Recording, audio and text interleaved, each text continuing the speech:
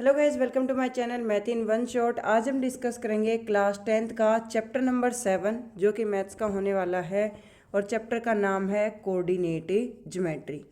को का मतलब होता है दो, ठीक है। ऑर्डिनेट का मतलब होता है जुड़ना और ज्योमेट्री में आते हैं हमारे पास एक्सिस, यानी कि दो पर्टिकुलर एक्सिस के कम्बिनेशन से जो एक सेगमेंट आता है। वहाँ पर आपके दो एक्सिस क्या रहेंगे, एक्स और वाई भी हो सकते हैं, वाई और जेड भी हो सकते हैं, जेड और एक्स भी हो सकते हैं, ठीक है। तो उसको हम कंसिडर करते हैं कोऑर्डिनेट ज्योमेट्री। यहाँ पर अगर मैं 2D के ग्राफ की बात करूँ, यानी कि 2 डायमेंशन की, तो 2 डायमेंशन में हमारे पास टोटल नंबर ऑफ क्वाड्रेंट जो आते हैं वो हमारे पास 4 क्वाड्रेंट आते हैं। इसको हम कहते हैं एक्स एक्सिस। एक्स एक्सिस का दूसरा नाम हॉरिजॉन्टल लाइन भी है और इसके ऊपर जो पॉइंट लाई करता है उसको हम कहते हैं एब्सिसा। सेकेंड हमारी वर्टिकल लाइन होती है जिसको हम कहते हैं वाई एक्सिस और इसका दूसरा, इस पर जो पॉइंट लाई करता है उसको हम ऑर्डिनेट भी कहते हैं। 2 डायमेंशन में आपके पास टोटल नंबर ऑफ क्वाड्रेंट 4 आते हैं। उन 4 क्वाड्रेंट में आपके पास जो एक्स एक्सिस पर पॉइंट लाई करता है उसको हम एब्सिसा कहते हैं, वाई पर लाई करता है उसको हम ऑर्डिनेट कहते हैं। दोनों के कम्बिनेशन से कोऑर्डिनेट बनता है। 4 क्वाड्रेंट में ये हो गया हमारा फर्स्ट क्वाड्रेंट, ये रहेगा सेकंड क्वाड्रेंट, ये रहेगा थर्ड क्वाड्रेंट और ये रहेगा फोर्थ क्वाड्रेंट। एक्स एक्सिस भाई राइट हैंड साइड होता है पॉजिटिव और लेफ्ट हैंड साइड होता है नेगेटिव। सेम वाई एक्सिस का अपवर्ड में रहेगा पॉजिटिव और डाउनवर्ड में रहेगा नेगेटिव। तो अगर हमें साइन कन्वेंशन पता हो कि भाई फर्स्ट क्वाड्रेंट में कौन सी चीज़ पॉजिटिव है, सेकंड में कौन सी है, थर्ड में कौन सी और फोर्थ में कौन सी, तो फर्स्ट क्वाड्रेंट में एक्स और वाई के टेबल बना देते हैं।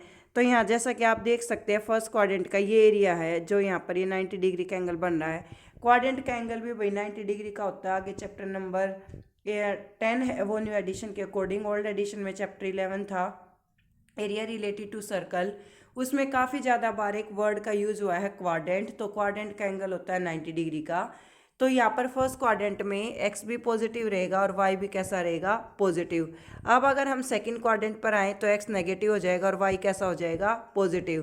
थर्ड क्वाड्रेंट में भाई एक्स भी नेगेटिव होता है और वाई भी कैसा रहेगा, नेगेटिव। फोर्थ क्वाड्रेंट में जो एक्स की वैल्यू है वो तो पॉजिटिव हो जाएगी और वाई की वैल्यू कैसी हो जाएगी, नेगेटिव। ये तो बात होगी हमारी 2D की। अगर हम इसी की सेगमेंटेशन 3D में लेके चलते हैं, किस में ले रहे हैं अब हम सेगमेंटेशन, 3D में। तो 3D के केस में आपके पास 3 आते हैं एक्स वाई जेड। क्या आ जाएंगे आपके पास, एक्स वाई जेड, 3 एक्सिस। तो भाई इसमें 3D में टोटल क्वाड्रेंट बनते हैं 8। टोटल क्वाड्रेंट 3D में कितने बनेंगे, 8 बनेंगे, ठीक है। तो उन 8 के 8 क्वाड्रेंट की अब हम साइन कन्वेंशन पता करेंगे कि उनमें कौन सी क्वाड्रेंट में क्या चीज़ पॉजिटिव होती है और क्या नेगेटिव होती है। जो आपने 2D की पढ़ी, पहले 2D की एक्स और वाई की लिख दो। तो फर्स्ट क्वाड्रेंट में एक्स भी पॉजिटिव था, वाई भी पॉजिटिव। सेकंड में एक्स नेगेटिव था, वाई पॉजिटिव। थर्ड में दोनों नेगेटिव थे। फोर्थ में एक्स पॉजिटिव था, वाई नेगेटिव। ये चीज़ आपने पढ़ी थी, ठीक है, 2D में अभी अभी मैंने जो बताया था। तो यही सेम अगले वाले 4 में लिख दो सीक्वेंस से ही, जैसे 1 2 3 4 करके लिखे है वही 1 से ही स्टार्ट हो जाओ। तो यहाँ पर प्लस और प्लस, माइनस और प्लस, माइनस और माइनस, प्लस और ए माइनस, ठीक है। वही जो चीज़ें स्टार्टिंग में 4 लिखी थी वही आगे 4 एग्जीक्यूट कर दी। अब हमारा मेन काम क्या है कि हमें कैसे पता लगे कि जेड किस में पॉजिटिव किस में नेगेटिव। वही पहले 4 क्वाड्रेंट में जब क्लॉकवाइज जाता है तो रहता है पॉजिटिव और जब एंटी क्लॉकवाइज डायरेक्शन हो जाती है तो हो जाता है नेगेटिव। तो पहले 4 क्वाड्रेंट में एक्स जो जेड एक्सिस है वो रहेगी पॉजिटिव और लास्ट के 4 में रहेगी नेगेटिव। ये सबसे ईजी मेथड है कि हम टोटल 8 क्वाड्रेंट की साइन कन्वेंशन कैसे लिखें। उसके बाद हम नेक्स्ट कंसेप्ट पर आते हैं जो कि हमें इस चैप्टर में पढ़ना भी है, डिस्टेंस फॉर्मूला। वैसे तो देखो हम डिस्टेंस मेजर करके बता सकते हैं, स्केल से मेजर कर ली हमने, ओडोमीटर से मेजर कर ली, ठीक है। तो यहाँ पर हम एक डिस्टेंस फॉर्मूला यूज़ करेंगे 2D के लिए। इसके साथ ही मैं 3D का ही बता दूंगी क्योंकि अगर स्टैंडर्ड मैथ में जाओगे तो वहाँ पर 3D का भी यूज हो सकता है। अगर एक लाइन है हमारे पास, जैसे कि ये ए और बी, इसके 2 पॉइंट हैं, ठीक है। अब ये 2D की है तो यहाँ पर कोऑर्डिनेट आ जाएंगे x1 और y1 और यहाँ आ जाएंगे x2 और y2। भाई x और y इसलिए नहीं लिखे क्योंकि दोनों ही के ही कोऑर्डिनेट x और y एक्सिस दोनों पर लाई करेंगे तो सेम सेम x y तो नहीं लिख सकते हैं। तो इसलिए थोड़ी सी डिफरेंट नोटेशन दे दी, x1 y1 x2 और y2। तो यहाँ पर हम निकालेंगे distance formula under the square root क्या होता है, x2 माइनस x1 का स्क्वायर यानी कि सेकेंड x का कोऑर्डिनेट माइनस फर्स्ट x का कोऑर्डिनेट का square plus y2 minus y1 का स्क्वायर। और इसमें सिंपल पीछे यूनिट लिखा जाता है मेजरमेंट करके, कोई मीटर या सेंटीमीटर नहीं आता। अगर इसी फॉर्मूले को आप 3D में एक्सटेंड करना चाहते हैं तो 3D के केस में x2 माइनस x1 का square plus y2 minus y1 का square plus z2 minus z1 का स्क्वायर इस तरीके से आ जाएगा।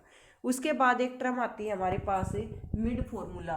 ठीक है, मिड का मतलब होता है बीच। अगर हमें किसी भी लाइन के बीच के पॉइंट निकालने हैं तो वहाँ पर हम अप्लाई करते हैं मिड फॉर्मूला को। ठीक है, जो ये मिड फॉर्मूला हम अप्लाई करते हैं ये हमारा 2D में भी हो सकता है और ये हमारा 3D में भी हो सकता है। अगर इसी मिड फॉर्मूला को हम 2D में अप्लाई करते हैं तो 2D के केस में हमें ये पता होना चाहिए कि x1 plus x2 divide by 2 आएगा, y1 plus y2 divide by 2 आएगा।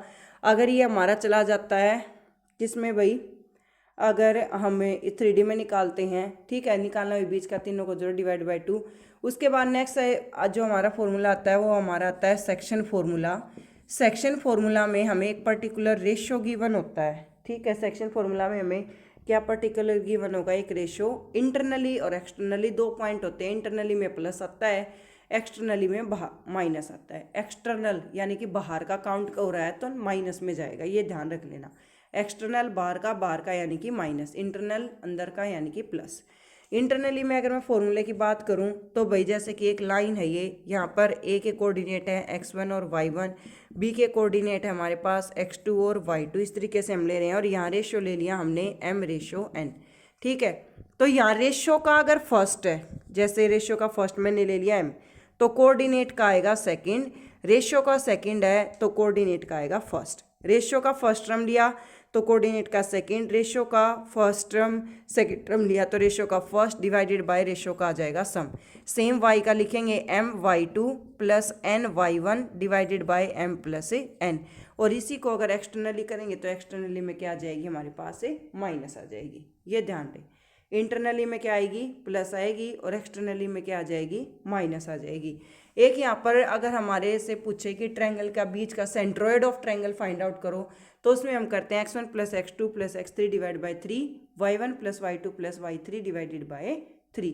मतलब तीनों के तीनों ट्रायंगल के कोऑर्डिनेट को आप ऐड करो। जैसे कोऑर्डिनेट है x1 y1, फिर यहाँ दे दिया आपको x2 y2, यहाँ दे दिया x3 और y3, और ये कोऑर्डिनेट हमारे पास ABC। तो सिमिलरली हमारा यहाँ पर सिंपल सा फंडा अप्लाई होता है, तीनों को ऐड करके डिवाइड बाई 3, तो यहाँ से हमारे पास आ जाता है सेंट्रोइड ऑफ ए ट्रायंगल।